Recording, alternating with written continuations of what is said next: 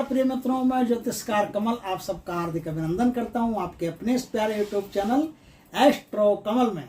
दोस्तों, आज मैं आपको एक ऐसी अद्भुत साधना देने जा रहा हूं जो किसी भी प्रकार का व्यक्ति हो वो उस साधना को कर सकता है, लेकिन साधना में सात्विक आहार, सात्विक वृत्ति, सात्विक नियम, सात्विक, सब कुछ सात्विक चाहिए। आप चाहे माता के भगत हों, चाहे हनुमान जी के भगत हों, या किसी पुरुष देवता के, स्त्री देवता के, किसी के भी भगत हों, इस साधना को कर सकते हैं।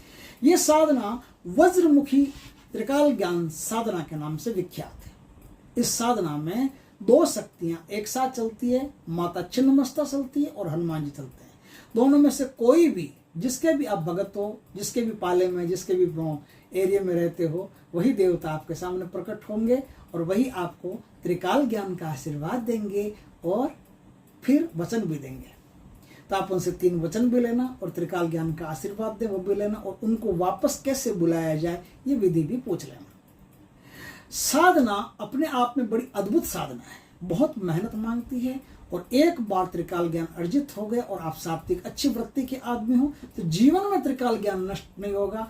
आपको किसी का भी भूत, भविष्य और वर्तमान पता चल जाएगा। ये कोई भूतों की साधना नहीं है जिसमें भविष्य पता नहीं चलता, इसमें तो भविष्य भी पता चलेगा। कौन क्या है, कहां से आया है, क्या चाहता है, कब क्या करेगा, कब क्या नहीं करेगा, आपके पास आया तो कैसे आया, सब कुछ। और किस स्थान पर कब क्या था, अब क्या है, भूमि में धन है कि नहीं है, भूमि में पानी है कि नहीं है, पानी है तो कहाँ तक है तो कहाँ तक है तो कैसा है, अच्छा है कि बुरा है, पानी मीठा है कि खारा है, सब कुछ पता चल जाएगा। आप किसी भी वस्तु, व्यक्ति और स्थान के बारे में अच्छी तरह से जान सकते हो, और आप किसी भी देश में बैठे हुए किसी भी व्यक्ति के बारे में जान सकते हो।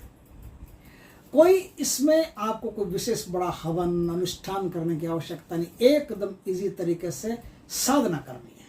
यह साधना बड़ी उग्र है और इस साधना में गुरु के द्वारा दीक्षित होना जरूरी है। जो शख्स गुरु के द्वारा दीक्षित होकर के और विधिवत ढंग से साधना सीख करके गुरु से फिर इस साधना को करता है, वही पार पड़ता है, वही पार इस साधना को कर सकता है।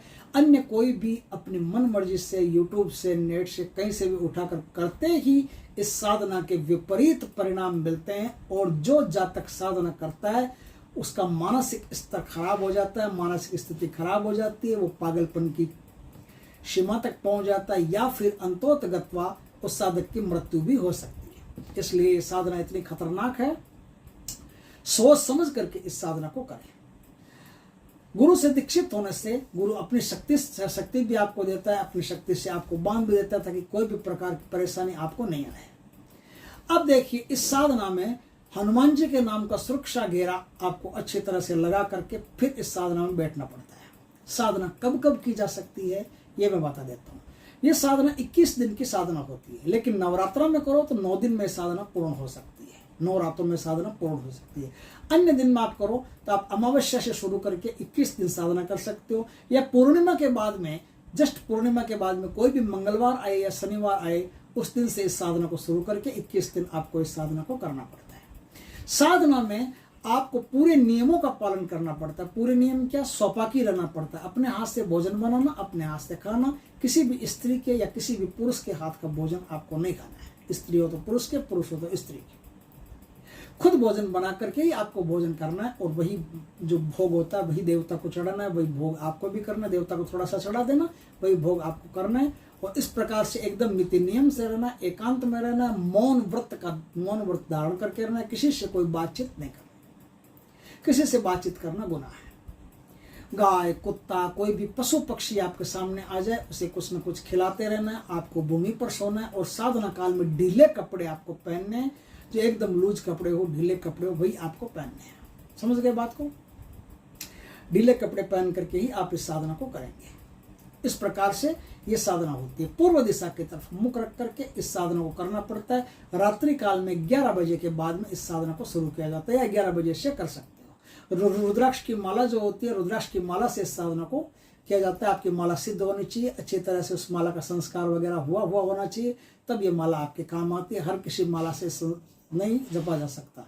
जो ऐसी माला हो जो आपके ही नाम से सिद्ध हो, आप ही उस माला को सब कुछ कर उस माला पर सारी क्रियाएं की जा चुकी हो, ऐसी माला आपके पास होनी जरूरी है। अब इस साधना को करने के लिए आपको कुशा का आसन चाहिए। कुशा के आसन पर बैठ करके आपको इस साधना को करना। इस साधना में 3100 मंत्रों का जाप आपको प्रति रात को करना है।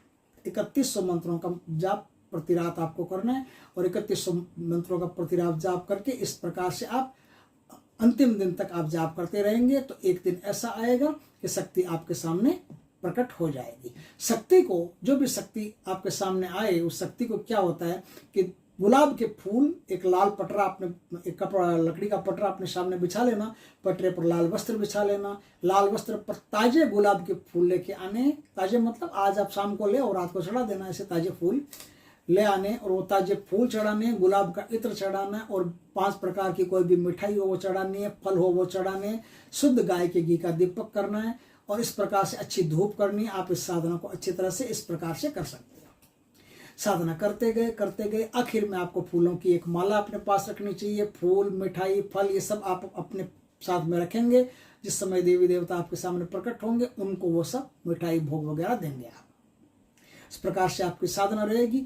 आखिर में देवता या फिर देवी आपके सामने प्रकट होगी और आपको त्रिकाल ज्ञान का वरदान देकर के जाएगी और आपको 3 वरदान और देगी। जो आप मांगो तो मांग सकते हो कि मैं आप जब भी आपको वापस बुलाना चाहूँ तो हे देवी कैसे बुलाऊं या हे देवता कैसे बुलाऊं, हनुमान जी कैसे बुलाऊं, तो आपको बता देंगे कि इस प्रकार से तुम पुकारोगे तो हम आ जाएंगे। ये बात किसी को नहीं बतानी है गुरु के अलावा। साधना की हर बात गोपनीय रखनी है। कोई भी बात यदि किसी को बता दी तो आपकी खैर नहीं है, जान पर आ सकती है, आपकी साधना फेल हो सकती है, आपका दिमागी स्तर खराब हो सकता है। तो 3 वचन इस प्रकार से लेकर के और फिर आप देवता को विदा कर सकते हैं और उसी दिन से आपके भीतर अपने आप ही ऐसी शक्ति पैदा हो जाती है जो किसी के भी बारे में आपको अपने आप पता चलने लगता है। ये एक बहुत उच्च कोटि की साधना है। इस साधना को गुरु के तत्वाधान में करें, गुरु के संपर्क में रह करके करें और गुरु से दीक्षित होकर के करें। बिना गुरु के इस साधना में हाथ डालना अपनी जान का जोखिम लेना है। दोस्तों, इस साधना में जो मंत्र होता है वो मंत्र तो आपको गुरु से लेकर के ही साधना करनी पड़ेगी। फिर भी मैं बता देता हूँ। ओम वज्र मुखे फट, इस मंत्र का आपको जाप करना है और मंत्र गुरु से लेकर के दीक्षित होकर के फिर इस साधना को आप करेंगे तो आपके लिए बहुत बढ़िया रहेगा।